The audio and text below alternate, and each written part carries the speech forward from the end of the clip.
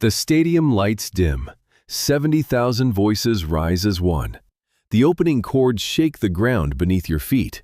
You know the song. Hell, everyone knows the song. But what you don't know is that the guitarist nearly didn't make it to this moment. Not because of drugs or ego or any of the usual rock and roll cliches. No, the real story is far stranger than that. Before we dive deeper, I'd love to know where you're watching from. Drop a comment below, and if this story moves you, please hit that subscribe button. It helps stories like this reach the people who need them most. Tonight, we're pulling back the curtain on one of rock's greatest untold stories. The moment when a broken guitar became the instrument that changed music forever. We've built these musicians into myths, guitar gods, rock deities, icons frozen in time, their greatest moments captured in photographs and bootleg recordings that get passed down like sacred texts. But mythology has a way of erasing the human moments, the fear, the doubt, the sheer dumb luck that separated success from obscurity. Consider this. Many of the most iconic performances in rock history almost didn't happen. Not because of creative differences or record label interference, but because of flat tires, missed flights, broken equipment, and split-second decisions that could have gone either way. Let's talk about Jimi Hendrix, a name so synonymous with electric guitar mastery that it's easy to forget he was once just another struggling musician trying to make it in mid-1960s London. The story everyone knows is that Chas Chandler, former bassist for the Animals, discovered Hendrix playing in a small New York club and brought him to England. True enough. But what happened next, the moment that actually transformed Hendrix from skilled player to legend, has been largely forgotten. It was October 1966. Hendrix had been in London for barely a month.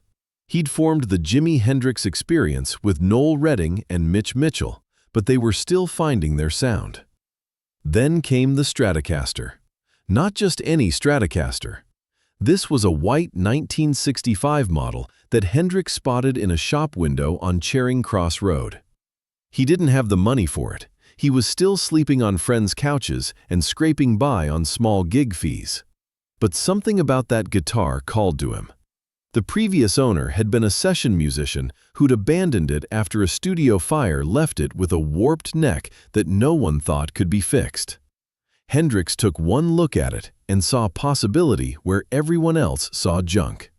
He borrowed money from Chandler, bought the guitar for half its worth, and spent 3 days barely sleeping, adjusting the neck, rewiring the pickups, experimenting with the tremolo system.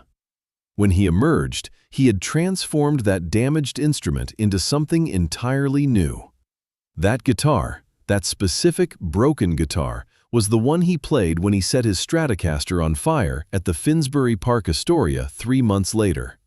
It was the one he used to record Purple Haze and The Wind Cries Mary, the one that changed how an entire generation thought about what an electric guitar could do. Here's what makes this story remarkable. Every other guitarist who looked at that damaged Stratocaster saw a write-off, something beyond repair. Hendrix saw an opportunity. The warped neck that everyone said made it unplayable?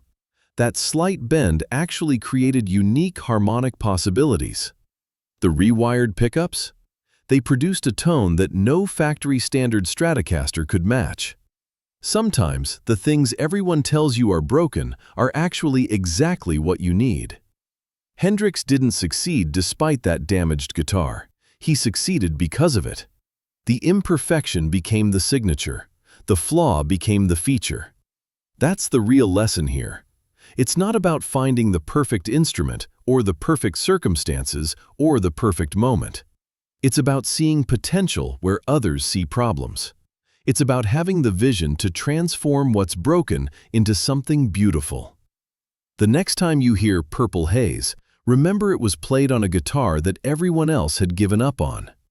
Remember that the sound that defined a generation came from an instrument that was supposedly beyond repair. And remember that sometimes the best stories in rock history start with something broken. If this story moved you, I'd love to hear your thoughts in the comments. Have you ever found potential in something others dismissed as broken? Please share your experience below. And if you found meaning in this journey, consider subscribing for more untold stories from rock history. Thank you for listening. Sometimes the things we're most ashamed of become the very things that make us legendary. Freddie Mercury understood this better than almost anyone in rock history. But understanding it didn't make living with it any easier. In 1964, Freddie Mercury was still Farrokh Bulsara, a teenager living in London after his family fled Zanzibar during the revolution. He'd grown up singing in school choirs, performing in school plays, showing early signs of the performer he'd become. But he had what everyone around him considered a serious problem: 4 extra incisors, a severe overbite that pushed his front teeth forward noticeably. Kids at school called him Bucky. On dates, people stared, not at him, but at his teeth. Teachers suggested gently that he might want to see an orthodontist. His parents, wanting the best for their son, encouraged him repeatedly to get corrective surgery. The pressure was constant. Every dentist he saw told him the same thing. The surgery would be straightforward, would improve his appearance dramatically, would make speaking easier. It wasn't just cosmetic. This was about function, about health, about making his life easier. And young Farrokh was deeply self-conscious about those teeth. He'd cover his mouth when he laughed. He'd position himself in photographs to minimize how much they showed. He'd practice speaking with his upper lip held in a way that hid them. The shame was real and constant. But he had this unshakable intuition, completely medically unfounded at the time, based on nothing but instinct, that the overbite created a resonance chamber that gave his voice its unique quality, that changing the structure of his mouth would change his voice, that what everyone saw as a flaw was actually fundamental to who he was as a singer. Twice he scheduled consultations for corrective procedures. The first time, he canceled the day before. His friends thought he'd just gotten cold feet, that next time he'd go through with it. The second time, he made it to the dentist's office, sat in the waiting room, filled out the paperwork, and then, just before they called his name, he walked out. He couldn't explain it to anyone. How do you tell people that you're refusing to fix something that causes you shame because of a feeling you can't articulate? How do you justify keeping something that makes you unhappy because you believe, without evidence, that it's essential to your voice? The mockery continued. The self-consciousness never fully went away, but he made a choice repeatedly to trust his instinct over everyone's advice, to live with the shame rather than risk losing something he couldn't define but knew was important. When Farrokh Bulsara became Freddie Mercury, those teeth came with him. He developed his trademark hand-over-mouth gesture during performances, a movement that looked theatrical and intentional, but started as self-consciousness about his teeth. He learned to work with his appearance rather than against it, to own the things that made him different. And as Queen rose to fame, as Freddie became one of rock's most iconic frontmen, those teeth became part of his mystique, not despite the overbite, but because of everything it represented: his refusal to conform, his commitment to his art over his appearance, his trust in instinct over conventional wisdom. Years later, long after Freddie Mercury had become a legend, after Bohemian Rhapsody and Somebody to Love and all the rest, acoustic analysis would prove his instinct absolutely correct. Scientists studying his voice discovered that the unusual shape of his mouth, the positioning of those extra teeth, created a resonance chamber that was, in fact, unique. When Freddie sang, sound waves bounced and amplified in ways that wouldn't have been possible with a normal mouth structure. The overbite that everyone told him to fix was creating harmonic properties that no amount of training could replicate. The flaw was the feature. The problem was the solution. If Freddie Mercury had gone through with that surgery, if he'd listened to the dentists and his parents and social pressure, Queen's sound would have been fundamentally different. Bohemian Rhapsody wouldn't exist as we know it.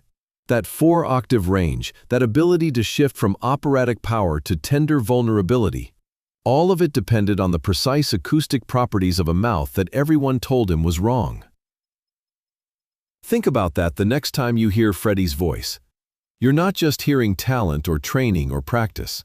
You're hearing the sound of someone who chose to trust their instinct over everyone's advice, who lived with shame and self-consciousness because they knew, somehow, that what made them different was essential to who they were. The teeth Freddie Mercury refused to fix didn't just give us his voice.